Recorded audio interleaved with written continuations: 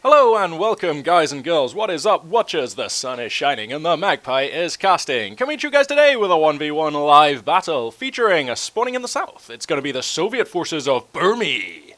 And spawning in the north, it's going to be the Overcommand West forces of HelpingHans. HelpingHans, a player with which some of you may well be familiar. I gather that he's quite well, I don't know about famous, but he's quite a well-known, a good player. Burmie rings a bell. I might have cast him here or there. We'll have to watch and learn, see what he's up to these days. The map today is going to be what is this one? This is not Angerville, is it? The map today is going to be a real test for my memory, and I'm going to fail that one. So this is one of the maps that was added when the British forces came out. Can't remember the name of this map, but it's a good fun map actually. I quite like this one. It's got these like vineyards, which are a nice. Kind of quite unique terrain feature. They give you yellow cover, they do block line of sight, and there's lots of them, but they're very easy to smash through with a vehicle. So in the early game they can be quite a feature. Less so as the game moves on. Seems like neither player has chosen their commander so far. Build order for the Germans. They've gone Volks, then Volks. Seems like the Sheriff Schlepper is making a very bold move into mid here. Probably just going for a little bit of scouting information. He's going to take some fire right here. And the build order for the Soviets. They have gone conscript, and conscript. So moderately standard stuff there. No tech building coming out for the Soviet player. Seems like we're going to have a scuffle here in mid. These Volksgrenadiers just kind of responding to these conscripts. Going to get themselves into a building. The Sheriff Schlepper back here, it could deploy into the battle group at HQ here, or at least it could have done. It seems like we've got a third squad of Volks on the way before that truck's going to commit to doing anything. Storm Pioneers going down the left flank. They're going to grab the fuel point, which is now connected, so that's some good stuff. Likewise, the fuel point for the Soviets has now been claimed by these engineers, who are now just deploying some razor wire there to help hold it. Now, I don't know why these conscripts have left the building here and decided to try and fight from behind this wall. It's not like they didn't have enough windows facing this building, so that is a confusing one to me. Volksgrenadiers so far have this fight in hand. They are up about, a fair amount of HP and a couple of models on their opponents there. Storm Pioneers here engaging at long range with these conscripts here. I kind of like this choice, but I don't think that that's a fight that they're going to win in any hurry. If you look at the health on these units, they're actually kind of losing that fight. And already one kill for these conscripts and about a third of a level of veterancy. Storm Pioneers, ever the fantastic unit for vetting up your squads. If you just fire at Storm Pioneers, especially with squads like conscripts and well, just anything cheap, you'll see a lot of veterancy come down pretty fast. Using the building now, though, that's going to displace these conscripts back, and there's a lot of damage on these conscripts, so they're going to want to get out of there before they start losing models. Volksgrenadiers coming out onto the right flank here, going to challenge these engineers. They're on the capture point there. Scorelines at the moment, just a 5-ticket difference. Of course, nothing to write home about at this stage in the game. Victory points increasingly relevant as the game goes on, but at this stage, it's kind of it's kind of much for muchness, really. Just going to have a sip of tea here.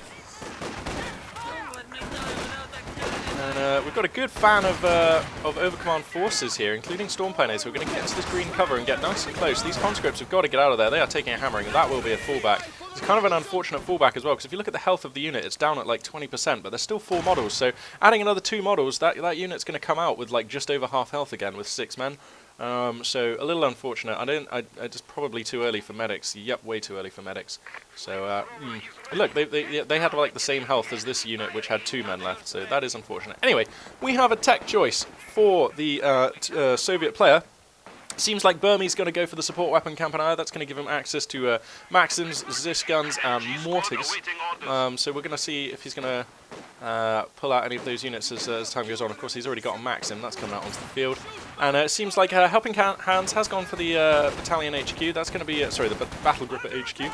That's going to be deployed in this location. I really like this. It's far enough forward to be super useful, but it's also still fairly defensively placed. Slight risk if there's a window on this side of the building. Maybe this window here will do, because if the Russians manage to get a flamethrower unit into this building, that can be bad times for the Overcommand forces. So needs to keep an eye on that, does HelpingHans, but I imagine he should be fine. We've got a light gun on the build queue. That's going to be arriving shortly. Just arrived just now. So that's going to provide some nice indirect fire and help dominate these mostly infantry-based skirmishes. We do have a flamethrower on these engineers, and they are in a good position. They're going to force these Storm Pioneers back. Conscripts using the heavy cover in mid to make a grab on this capture point. Pardon me. And oh, and a Maxim getting deployed in a fantastic position, and that is just in range of this building. That's very frustrating for the Axis player. And just bear with me a second. I'm just going to mute my mic. We are losing Ooh, sorry, just blowing the old nose there. So, let's see. Got a little scuffle here. Storm Pioneer is going to come on in. Going to find these conscripts midway through constructing a sandbag fighting position. But they're going to stop doing that and fall back to cover. These flamethrower engineers are in a bad position here. That could be a squad wipe. No, it looks like he's going to get out just okay there. Maxim here is going to be doing work, actually. This is a fantastic position for the Maxim. The light gun is being used to counter, and that is the appropriate counter. I'd love to see him go up to a second light gun. I think he kind of needs one if he's going to... This is a big, tough building. You know, one light gun is not going to be enough, unless he manages to get some volts close enough to get an incendiary grenade in there. That Maxim is going to be problems for some time. So a second light, pardon me, would be a good choice. Seems like HelpingHans has now chosen his commander. He's gone for the Luftwaffe Ground Forces Doctrine. Just hit pause on the YouTube stream or whatever if you want to have a look at that right there. Those abilities are all there. I'm sure everyone's fairly familiar with this commander by now. He's been in the game since, you know, since Open Command have been in the game. MG34 is one of the squads he allows you to build, and that is already being used to good effect right here. I love the MG34 because it only costs 210 manpower, and it's a pretty damn good machine gun. Yeah, it's the worst of all the machine guns in the game, basically. I mean, it does less damage, less suppression, and so on, but there's a lot to be said for being cheap and cheerful, and it's also only, what, 5 unit cap? Yeah, I'll take that MG any day. Hey, for comparison, let's check out how much is a Maxim, because I'm curious. Yeah, Maxim is 6, so yeah, definitely I'll take a cheap and cheerful MG. Ah, sweet. And it's already done some work. It forced back one squad of conscripts. They're falling back just here on the minimap, and it's suppressing this other squad. Well, it will start suppressing them soon. They're in heavy cover, so they're going to not be suppressed for some time. And HelpingHans here has established his seat of power, if you like, in a really good position. I really like this right here. He's doing good. He has enough money for another Lig, and I'd love to see him get that, as the Maxim seems to have transitioned into this building just over here where it can support these engineers. And that's going to be dackering these Volksgrenadiers, who are just going to have to man up and take it for now as they capture that point in mid. Another squad of Volks here, going to fall back. Does he have the forward fallback point research? No, he doesn't. I'd really like to see him get that. His building is in a tremendous position where that would be super useful. So I think that would be a strong option to plump for. Light gun still doing damage, getting some hits in on these on this Maxim squad. It's up to about, I don't know, 20%, 15% of a rank of veterancy. So it actually hasn't paid for itself very much at all so far. Getting good hits here and there though. Doing damage. So one to keep an eye on. Of course, once that hits 1 and 2 star veterancy, it starts improving quite a lot. Well, 2 star veterancy doesn't really help its offensive output very much, but 1 star does, giving it the extra range. I still think the 2 Maxims is going to be plump. Oh, so looks like we've got the second Schwerer von Axschlepper moving up into a position here. Probably going to look to deploy the Schwerer Panzer HQ here, and this is a really nice position. I'd like him to deploy it sooner rather than later though, because if we select these Soviet forces, turn on fog of war, we can see how close. There we go. He sees the truck, so now he knows. And knowledge is power in this game, and the fact that that truck has not even started deploying is worrying times for HelpingHans. I imagine his attention is taken up with managing this fairly massive battle that's going on here. MG34 in a good position, squads of Volks and Storm Pioneers backing it up, but it's tight times out here. The Soviet forces are pushing through pretty hard, and we could see a Molotov be used here to clear out this building. Do they have Molotov's research? No, I guess not. Fallschirmjäger's deployed in a building at beautiful timing. Going to force the fallback from 3 squads, and that was a good use of Fallschirmjäger, and I suppose that's possibly why he didn't deploy his truck, although if you look at the manpower, he still kind of has enough for that, so that's not going to be, that was not the reason why there. So if I crack the tack and give an overview, we sort of move out of that sort of fight. You can see the Soviet forces kind of been beaten back a little bit, and the map control kind of just go into overcommand for a little phase here. So fighting well there was HelpingHans. Looks like we've got some guards infantry coming in. They've got the PTRS anti-tank rifle, and that means, of course, that Burmie has chosen his commander. He's gone for Soviet Combined Arms Army. Now I'm going to have to refresh myself on this one. He gets the Guards Rifle Infantry, which we've just seen. He gets the Recon Overflight, ever useful, very good. Totally underestimated generally. Recon Overflights are fantastic abilities. Anti-tank gun ambush tactics. Rarely, if ever, do I see Soviet players remember to use that, but I'd love it if they did. The ML-20 152 gun howitzer. I've seen this do work recently, actually. I'm kind of convinced that it's quite good. And the IL-2 Precision Bombing Strike. Probably the best call-in strike in the game. That thing will kill a Tiger tank in one hit if you manage to get it on. So, yeah. Volksgrenadiers in a decent position here. Looks like they're just pressing forward, trying to grab some land. I'd love to see HelpingHans just secure this position. And here comes some Storm Pioneers to do that.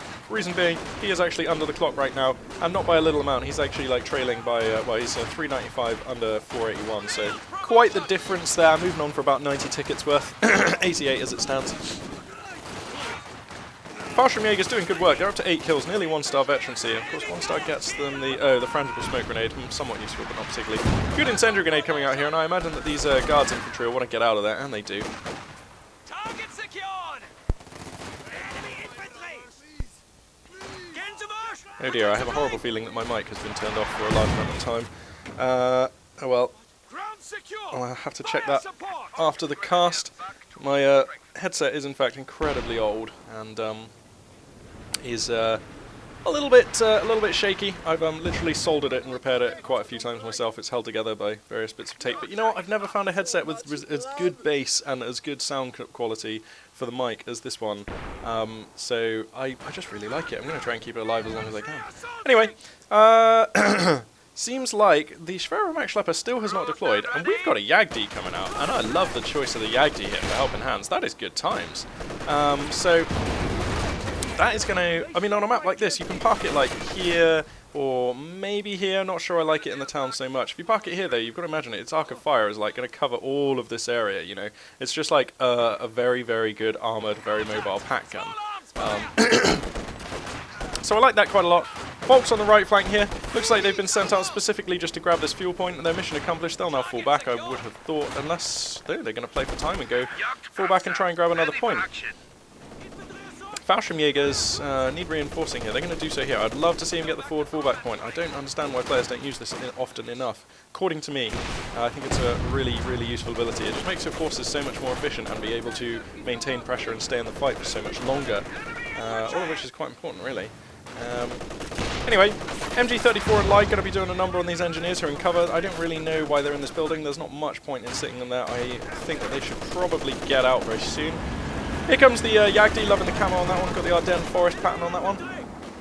He's already set it to fire at vehicles only, so it's not going to be wasting rounds into infantry. Let's take a look at the teching here for the Soviet player, and we basically do not have a Tank of V battalion command, so so that is that's unusual, because he's now floating like 179 fuel, and he has not chosen a commander who has any kind of armoured or fuel spending call-ins. So I think Burmie wants to grab his Tank of V battalion command sooner rather than later. I don't know. It's odd to me that he hasn't got that already, because he could have a T-34 or a T-70, or, you know, like there are options, basically. There are options. Maybe he's just holding off till he sees what the fuel spending for the Axis player is, but, you know, he's going to be disappointed when he sees it's a Jagdpanzer, because that basically means that he has to go straight past the Tank of V battalion command. Anyway. Conscripts here just having a little scuffle with some Volk Grenadiers. At this range, they'll probably take this fight. And they do. Conscripts making a bit of a push. The DP light machine guns have been purchased for this Guards Rifle Infantry Squad, so they're actually quite effective against infantry. Jägers looks like they're moving out onto this flank, possibly to assist. But right now, things are going very well for Helping Hands. He's established his position here very well, and he's been able to hold it. He's spending his resources bang on cue, and he's up at 71 supply over the 39 of the Soviet player. That's quite the lead. Looks like the Tank of V battalion command has been established, though. So, you know what, if I was Burmie, I would just go straight for the support armor Campanile, or whatever it is, the tier 4 building. Oh wow, these conscript squad stands to get wiped out. The MG30, yep, that's a loss of a conscript squad there. Bad times for Burmie, as the MG34 able to do its work there. Jäger is going to get into a building, but immediately flushed out by the flamethrower on the other side, and they're going to fall back. Probably wise, a good lag hit, I believe that was, or maybe a Panzerschreck round. Just kind of gibbed a couple of conscripts there. That was brutal. Conscripts making a run on the left, and there's nothing actually here to oppose them. So I'd love Burmie to just pick these guys up and get them to run back to the fuel point there of Helping Hands. That would be a real thorn in the side there. Looks like the Maxim has actually been captured, so Helping Hands looking resurgent right now. He's looking pretty good. And he's going to fan out and grab some points on the left of the map. He does need to respond to these conscripts, and he does. Look at that, he even put away his metal detector. He pressed that H button, put away the metal detector, which means that these Storm Pioneers are ready to kick ass. I love it when players remember to do that. I don't think players remember it nearly often enough. So often do I see Storm Pioneers fighting with 3 men and a metal detector, when that 4th gun makes such a big difference when you're talking about an elite infantry squad like Storm Pioneers. So that's really good to see. Maxim set up in a great position behind this truck just to cover this point, cover the Volks Grenadiers as they do their work. Probably is going to try and rotate it right now. Let's see. Let's see a little reaction test. So there's guys outside of your arc, they're in line of sight. I imagine that Helping Hands is away microing on the other flank. See, this is a macro that could have been making life real hard for these engineers. But you can't be everywhere at once in this game, and goodness knows it is a game that pushes your multitasking hard enough as it is. I'm just going to have a sip of my tea. Anti-tank battery is ready for And we have some armor entering the field for the Russian player. It's a T-70. Now, this is a very late T-70, arriving at like the 15-minute mark or so. And there's a Jagdpanzer in the hood already, which is just going to biff it. Oh, a miss there for the Jagdpanzer, and it's found the Vermachtschlepper. Oh dear, this could be issues. It won't take long to kill this. The Jagdpanzer is going to commit to try and move around this building, which is right in the way, and misses again. Here comes some conscripts to try and help. The MG-34 still in position, doing good work against them. Looks like, I'm not sure what the plan is here. This T-70 is a really awkward choice. I'd love it if it was over on the right flank, because now that he knows that the Jagdpanzer's on the left, he really can't do a lot there, so I'd love to see him just move on over. Exchange of grenades here, kind of equally lethal for both sides. 2 men killed on each grenade. Fallschirmjäger are going to come on over to help reinforce this flank, but 76 supply over 29 for the Russians. Burmie at the moment is actually, given the forces he has on the table, he's punching well above his weight. He really ought to be like pushed way back into his base, but he's doing okay. And as I hoped, the T-70 has transitioned across to the right flank, well away from that Jagdpanzer, and it's going to do what it can here, but there are Volks with the Panzerschreck, and that's going to be able to push it back. Taking command of the victory points right now. He's still behind in terms of victory points, 372 under 423 for the Soviets. And I'd love to see him throw down a Schwerer Panzer HQ, to be honest. He's got the resources, now seems like a really good time to do so. And it just concerns me a little bit that he's not developing his tech quite enough. So I would love to see Helping Hands just throw that building. A light mechanized company is also fine. I'd just like to see him extend his options by getting one of them. So we'll see if he chooses to do so. Now if I crack the tactical map, you can see what a bleak picture it is for the Russian forces. Yep, the Schwerer Panzer HQ has just been deployed right here, but pretty much forced back into their base, and this is a siege now. This is becoming a siege line, and that's never what you want. When you're stuck in your base, it is bad times in this game.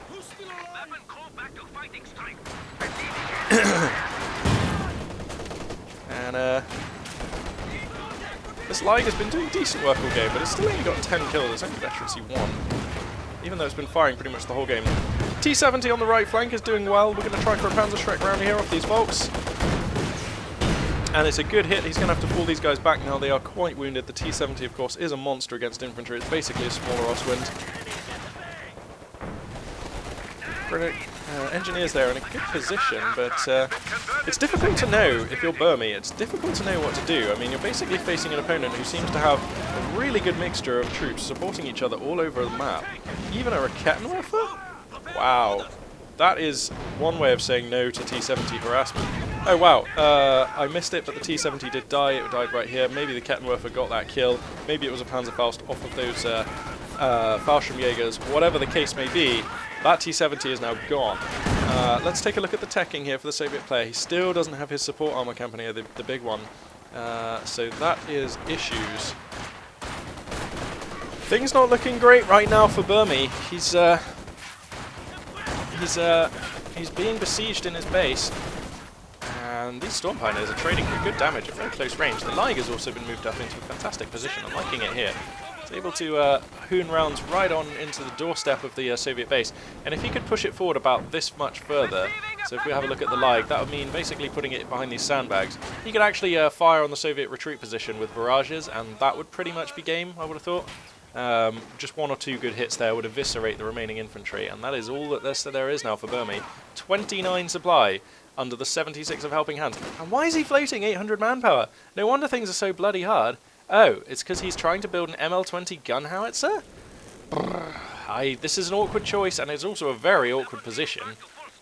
I think if you're going to build an ML-20, you want to build it like here when you're this far pushed back, because here it's very easy for the Ligue. I mean, like, the Ligue is probably in range of this already. It just about is. The Ligue's range ends there. So this is risky times, and I believe that's like a 600 manpower investment, so maybe a desperation ML-20 here for Burmie. Fair enough, fair enough. I mean, his options right now are very limited, but I think putting that 600 manpower into like a few more infantry squads would have been the preference. I think going for like 2 mortar squads and another guard squad would have been better. I don't know. I just think I think that mortar squads would do quite a lot of work against this kind of fanning out of infantry. A lot of weapons teams present for the overcommand player, and mortar squads go quite far in like to counter those. Anyway, Maxim in a good position using this tree as cover. Conscripts are going to come forward and provide line of sight. Maxim's going to open fire on these guys. That'll suppress them almost straight away. So, but there are a lot of supporting infantry moving around at the back here for helping hands. This Jagdpanzer has been such a preventative Jagdpanzer. I mean, it's done nothing, but its presence has been felt. Oh, that leg just got a direct hit on that poor conscript. And forces out here on the right. They want to start moving now. They're just idle. There we go. MG34 doing its thing, suppressing, keeping infantry back. Textbook tactics here, pretty much, from Helping Hands, who's well in command of this game. Oh dear, he's going to get round behind this Maxim, and I believe he may see the ML20. No, I don't think he sees it just yet. And there was the option there for an incendiary grenade, but it was too late. Oh, he's going to throw the incendiary grenade here instead. Okay, fair enough. I was going to say he could try and incendiary the Maxim, but Burmie responding in good time there and getting his forces out of that. Wow, another good incendiary coming down onto those guard squads. Wow, and they're taking heavy fire. This could be a squad wiping. Oh, dearie me. Oh, dearie me, the lag. Looks like he's just going to escape, but damn, that was close. And Su-76 coming out here, using its indirect fire mode just to buy a little bit of time, and I like the choice of the Su-76. That's a spicy unit. ML20 gun howitzer, now opening fire. This could turn things around. Wow, hooning shots home, right onto the battle group at HQ. Oh, where a lot of infantry are just now falling back to. This is risky. Very cleverly turning off the fallback point on his battle group at HQ and pressing fallback again with these infantry to send them back to the base to avoid them getting wiped out by the ML20. That's pretty good. And it seems the Jagdpanzer here is going to take a dive, and it's trying to get the Su-76. I don't mind this so much, but it's kind of in a bad position insofar as it could just... Here comes an anti-tank grenade, I'm sure, and then it could be stalked down. But the Su-76 is also low, so a Panzerschreck could destroy that. Now, is there any Volk squads nearby? Fallschirmjägers only. Now they could run in for a Faust, and I wouldn't mind that. He does have enough munitions for a valiant assault, which would increase the speed, of course, of the Fallschirmjäger and enable them to probably get that Faust off smoothly. ML20 gun howitzer just now reloading. It's 22 seconds till that one can fire another barrage.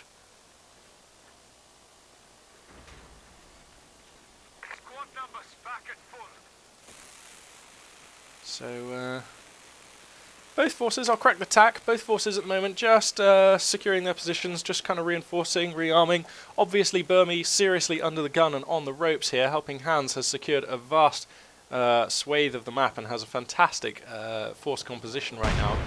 So Burmie very much with a lot of work to do. He's also fallen behind. He's been under the clock for so long. He's now at 212 under the 372 of Helping Hands. It's like a 160 ticket deficit. ML20 firing again. Probably just chosen this building again, I would imagine. No, maybe it chose to... That shell was very wide. Yeah, no, it has chosen to fire at this building. The scatter on that ML20 when it's at veterancy 0, apparently quite big. So anyway, Fallschirmjäger here going to be trading for damage while they can. They're a pretty dangerous unit. Look at the amount of DPS they're doing to these guys, even in medium cover. Wow, and there's a lag somewhere nearby hosing rounds, and yeah, it's back there. And I'd love to see this MG34 just reposition, possibly to like here, so it could cover. Or even just behind this tree here. In fact, yeah, that tree would be a key position for that MG34. That would like cover a large and a very important area here on the Soviets' doorstep. The Su-76 here in a decent position. These Volks want to get out, they're precariously wounded. And might need to think about repairing his buildings. No, that last barrage from the ML20 gun howitzer not really achieving so much.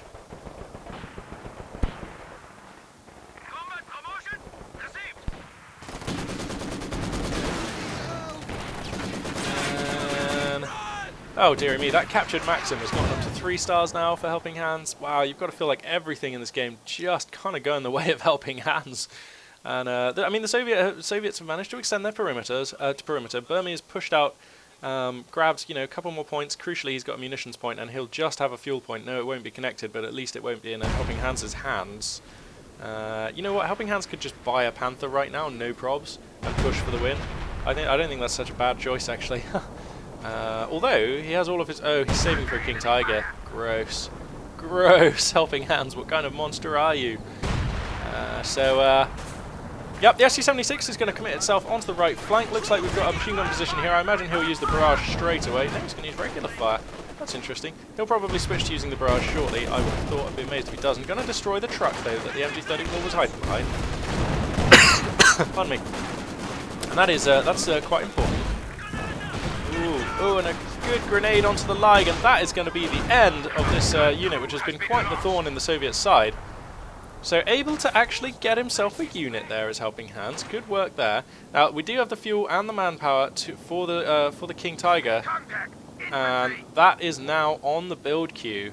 So Helping Hands playing this textbook overcommand style, using their early and mid-game advantages to maintain a stranglehold on the map, thereby overcoming the resource disadvantage of playing overcommand by denying your opponent resources and keeping them all for yourself.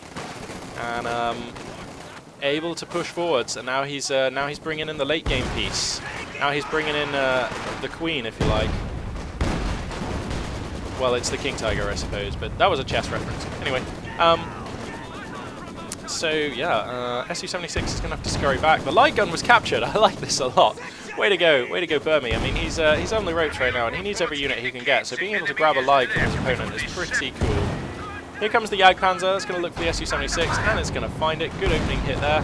Good counter hit from the SU-76. Now it's a 2-star veterancy. Wow, getting walloped pretty hard. But trading fire pretty well with the Jagdpanzer. These are engineers sadly going to go down. There's a flamethrower up for salvage here, and I'd be amazed if these Volks don't grab it. There they go. They grab that straight away. ML-20 gun howitzer still kind of firing away, but you know what? It's just not really doing very much. It's killed 3 guys. It's half a level of veterancy. It just keeps hitting this building, and that building's kind of being repaired and stuff. It's not a lot happening. Anyway, Soviet forces managed to grab this victory point, but not for long. Is that another flamethrower on the floor there? Yeah, that's nice. That's cool. He could grab that. Oh no, wait. Oh, that's a demolition pack. Wow. Anyway, Koenig Stiga reporting for combat again with the Ardennes camo. Loving it. So yeah, that one's coming on in. I'd love to see him just grab the MT-42 on that. I'm sure he probably will when he gets a second. But you know what? That King Tiger will be lucky to see very much combat. The way this game is going, it may end before it is able to fire a shot. You know, like, credit where credit's due. Burmie not GGing, and he's been, you know, he's been up against it pretty much this whole game. It's been real difficult for him. But yeah, refusing to GG, stubbornly seeing it out to the end, which fair enough, you know, no retreat, no surrender. And, you know, you learn a lot even from sticking through these games. Anyway, here comes the King Tiger. Going to take the first shot into these conscripts. Gibbs 2 of them. It's nasty stuff, this. Nasty stuff. The MG-42 upgrade coming up on it now. A little late, though. Could be, if that was done now, it would be mowing these guys down. Mowing them down, I say. The MG-42 upgrade on the King Tiger is, like, brutally powerful. And the Soviets actually somehow have, like, Burmie's gotten himself out from under the clock because he's captured the right-hand victory point. He's decapped the central one. This conscript needs to run now. He's never gonna get this. The King Tiger's just gonna blow him away. Wow. I mean, that's not a bad way to die, taking a round from a King Tiger full frontal to the chest. And wow, getting some good damage onto this King Tiger. The SU-76 blinking it from afar. The engine gets damaged, and the Lig is hooning in on it. The Jagdpanzer needs to come and assist. This King Tiger needs to continue reversing because this SU-76 is getting the job done and will get the job done. The Lig also chipping in for damage. One more hit needed on this King Tiger, and can it be? Can it be Burmie's actually making this happen? I can't believe it. Here comes the SU-76. No, the SU-76 is going to go down to the Jagdpanzer. Oh, the one shot which could have destroyed the King Tiger is a miss. And Burmie gave it his all, and he came so close to destroying the King Tiger. So close. But it was all for naught in the end. The King Tiger survives. I mean, I was just thinking, like, can he make a run for it with the 2 PTRSs, try and get it? No, that probably won't work. You know, I'm just trying to see if he's got anything nearby, any option that could let him go for it. There's another squad of dudes here with PTRS, but I don't know. If you're trying to kill a King Tiger with PTRSs, then you're pretty desperate. And that King Tiger's being repaired. It's already up to like a 3rd health, so that option off the table if it ever was on, which I don't think it was. So anyway, Fallschirmjäger's going to fall back here. Burmie, though, kind of looking a lot better now than he was 2 minutes ago. I'll give him that. So, wow. That is crazy. Lig rounds. This Lig has been doing great work, no matter who it's firing for. Why is this Jagdpanzer moving so slowly? Oh, because it's in cautious movement. Okay. Looks like he wants to find the ML20. Well, whilst that's going on, I'm going to cover this fight right here. Seems like we've got a Molotov coming out, some guards here behind the wall. Fallschirmjäger's in a great position though, they're going to start doing great damage. Yeah, look at that, wow. Those conscripts want to get out, the guards want to get out, and they do. Engineers in this building? That is awkward as, did not see that coming. It's King Tiger trying to be repaired, it's kind of being repaired. Now it's in a great position to be repaired because we've got the Storm Pioneers who are 3-star vet with the repair tool. We've got the Like the Mechanized Company there. No, it's not called the Like the Mechanized Company, is it? It's the Mechanized Regiment HQ is there. And that also spawns repair dudes, so that's pretty cool. The ML20 took some fire from the Jagdpanzer. It was like probably one shot away from being killed there. But it's going to get discovered. It's going to get flushed. So that's falling back. Wow, Fallschirmjägers find themselves a fantastic building here. Although no windows on this side means that these guards can get in and just do free damage. Probably we're going to see a grenade come off these guards if Burmie has the munitions, which he does. Volksgrenadiers in a good position here, going to get some capping done on this point. Although he really needs to turn his attention to the victory points. Oh, although, sorry, I missed the fact that he's grabbed the right-hand victory point. So Burmie right now back under the clock and doesn't have much time left to try and make something stick. The King Tiger has been repaired and is ready to come back into the fight. So here it comes. Wow, these Volksgrenadiers need to fall back, and there they go. Guards infantry turns out pretty good when they get to 3-star vet. Jagdpanzer's going to get on out of there. I'd love to see the Storm Pioneers head on over to it and start repairing it. That would be really cool.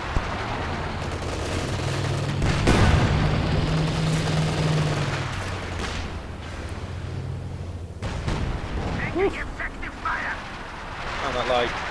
I love the way the lag has just been constantly trying to get the King Tiger. So we've got an SU-76 on the field right now. We've got a second SU-76 on the way. One of the SU-76s, this first one is very damaged. And I don't know, I think the Jagdpanzer King Tiger combo probably has them covered. These Storm Pioneers taking a lot of damage though. Valiant Assault is used. All of the Overcommand infantry now fighting as hard as they can. They move faster, they hit harder. Do they take less damage? No, they don't, but still, doing some good work. Light gun also doing work. Man, this thing must be up to like 2-star vet. Yeah, just as I say it. Wow. That light gun has really proven itself. Frangible smoke comes down, but not in the best of positions, and those Fallschirmjägers going to be forced back before they get the job done. The PTRS rifle is actually kind of doing work against this King Tiger. And I don't like the positioning on this King Tiger at all. It could get picked off pretty quickly. Here comes a Panzerfaust onto this SU-76. That's frustrating. And these Fallschirmjägers will surely fall back after that. Now, he's not under the clock anymore, is Burmie. So he's got a little bit of time now just to try and make something happen. His options are so limited though, his resources are so stretched. I'm like utterly amazed that he's still in this game as much as he is. I mean, like, fair enough to him. Oh, the light gun gets smashed by the King Tiger. A single round there, good enough. And these conscripts surely will be forfeit. We may see an anti-vehicle grenade, but I don't think we have the munitions. No, we're short at the moment. And King Tiger is just doing work on them. Jagdpanzer trading here with the SU-76. Needs to get out though, it's very wounded. This MG-34, sorry no, it's a Maxim, not in the best position. In negative cover here of course, so pretty fragile of a target. Oh wow, the King Tiger's engine gets damaged again. And it could be stalked by the SU-76s, it is being stalked. Oh, it's so slow when it loses its engine. And the frontal armor on this beast has been nerfed repeatedly, so it is actually, you know, the SU-76 is just fine for destroying a King Tiger in the front armor. But going to be forced back by a wave of infantry from Helping Hands. 5 tickets only left in the bank now for Burmie, and that is going to be the end of the game. And I just have to say, you know, there was no particular deciding fight in that game. It's just that every single fight that happened, Helping Hands came out with just a little more value than Burmie. Every single fight in the opening stages, his Volksgrenadiers, his Storm Pioneers, having the battle group at HQ nearby, using the MG-34 in a good position on the left flank. Just every single fight, he just got a little more value with the Lig here, constantly firing, just wearing his opponent down, and that enabled him to dominate a large area of the map.